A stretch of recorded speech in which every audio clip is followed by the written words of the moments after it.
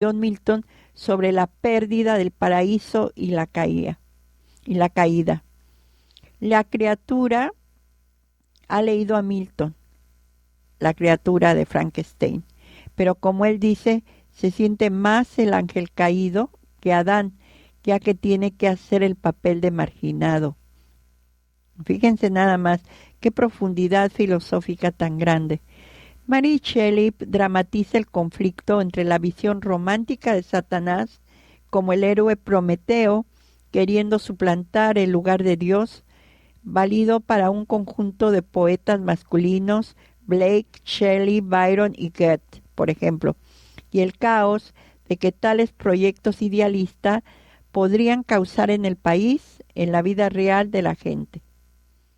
La violencia política. La figura de Frankenstein ha sido usada como símbolo de violencia política y para satirizar a los políticos que han contribuido a crear monstruos.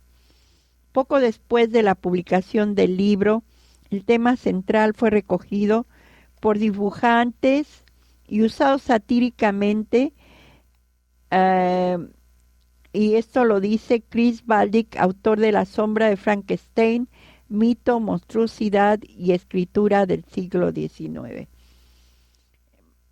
Nos vamos a ir a un poco de música y para regresar a hablar ya directamente sobre lo que es la ingeniería humana, que ya la expliqué al principio, y a unirla con el tema de la obra de Frankenstein.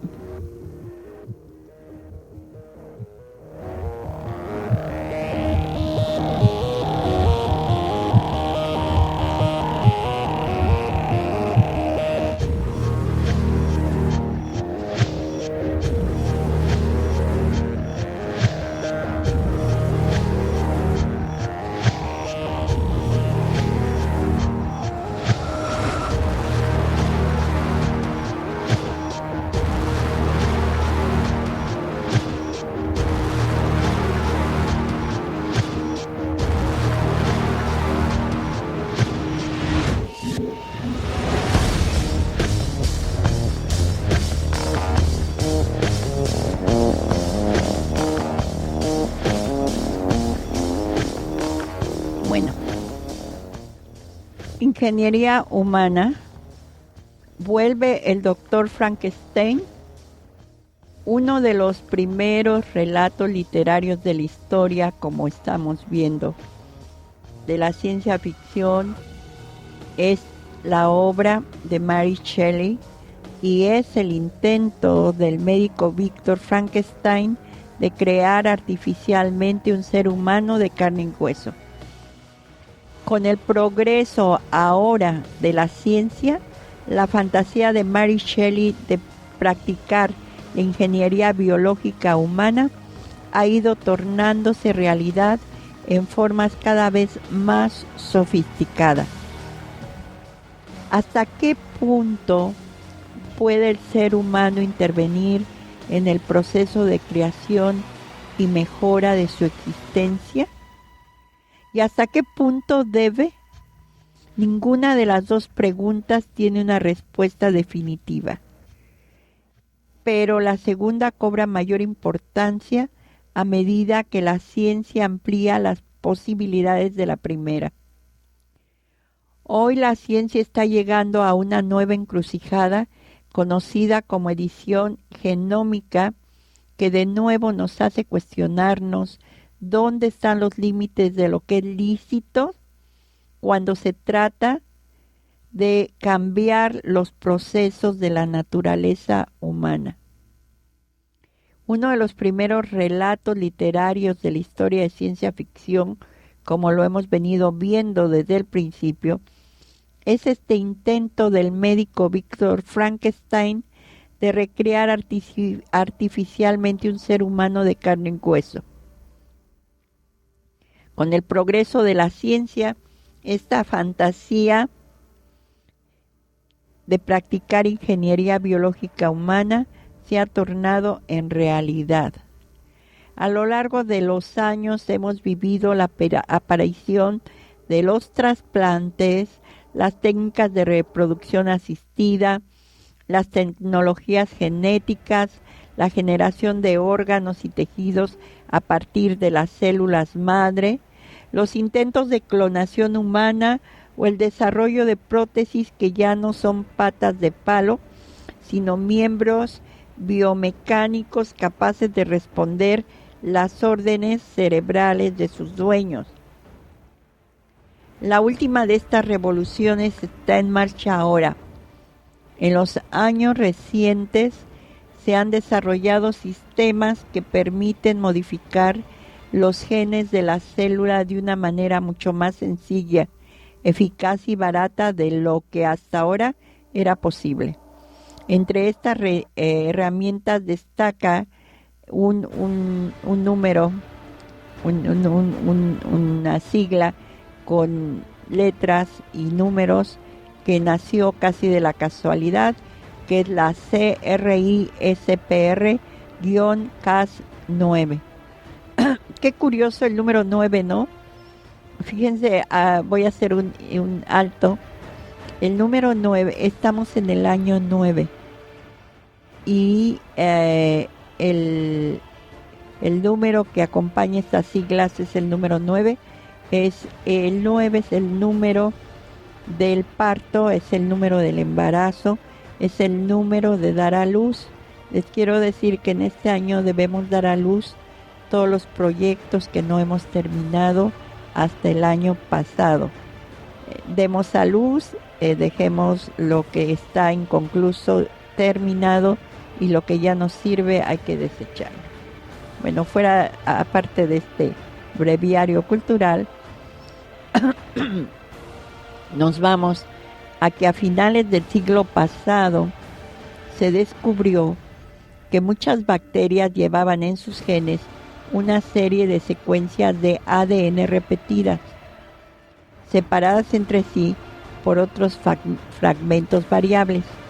Dado que se desconocía para qué servían, en el año 2002 se le puso un nombre simplemente descriptivo, que son las las sílabas que están dentro de estas siglas, que quiere decir repeticiones palindrómicas cortas, agrupadas, irregularmente espaciadas, y es las siglas CRISPR. Al mismo tiempo, se descubrió que estas secuencias aparecían asociados a ciertos genes encargados de producir unas enzimas capaces de cortar el ADN. A estas se les llamó Cas, en referencia a asociadas a CRISPR, y pronto se logró desentrañar cuál era la función de todo esto al descubrirse que los fragmentos variables entre las secuencias repetidas eran trozos de ADN producidos por virus que atacan a las bacterias. Entonces, este sistema CRISPR-Cas resultó ser una especie de mecanismo inmunitario, del mismo modo que nuestros anticuerpos nos sirven para recordar las infecciones que el organismo ha sufrido en el pasado. Las bacterias, fíjense, es increíble, las bacterias conservan la memoria de los ataques guardando pedazos del ADN de sus agresores. Qué curioso, si el mismo virus vuelve a invadirlas, estos fragmentos que están entre las secuencias repetidas del ADN sirven como ficha policial para identificar al atacante. Y una vez reconocido, las enzimas Cas se encargan de trocear el genoma del invasor para neutralizarlo. Dos investigadoras, fíjense, mujeres, qué increíble, Jennifer Doudna de la Universidad de California en Berkeley y Emmanuel Carpentier, entonces en la Universidad Sueca de Umeå, lograron un ignoto sistema de defensa bacteriana con unas finas tijeras moleculares para cortar y pegar fragmentos de ADN como lo haría un editor de cine. Doudna y Charpentier comenzaron a publicar sus hallazgos en el 2012 y ya desde entonces la comunidad científica comprendió que aquello era una revolución en la edición genómica. A las dos científicas comenzaron a lloverles los premios. Entre otros, tienen el premio Princesa de Asturias de Investigación Científica y Técnica del 2015 que recogieron el pasado octubre en Oviedo. Las aplicaciones de este sistema de siglas CRISPR son incontables.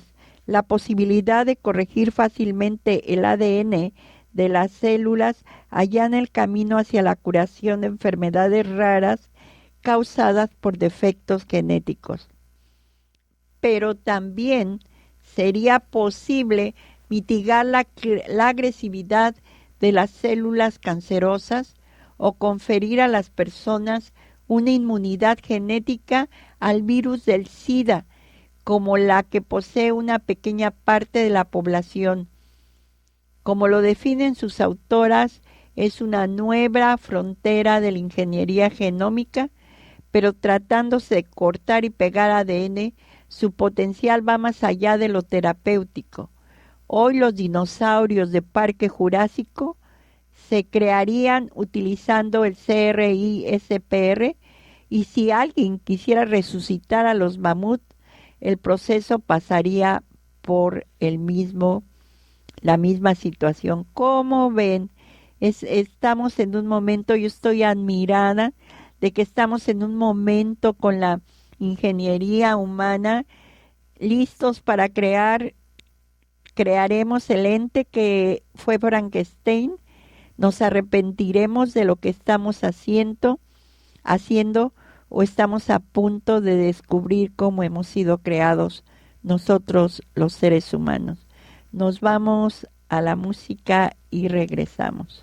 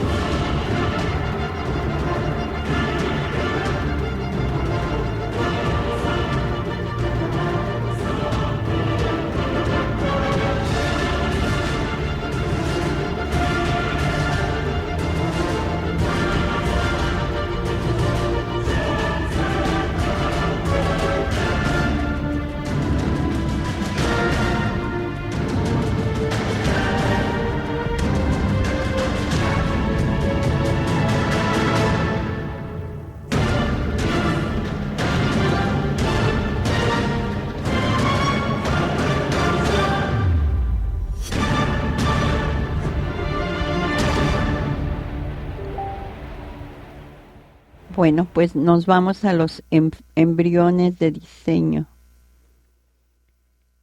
Nos vamos.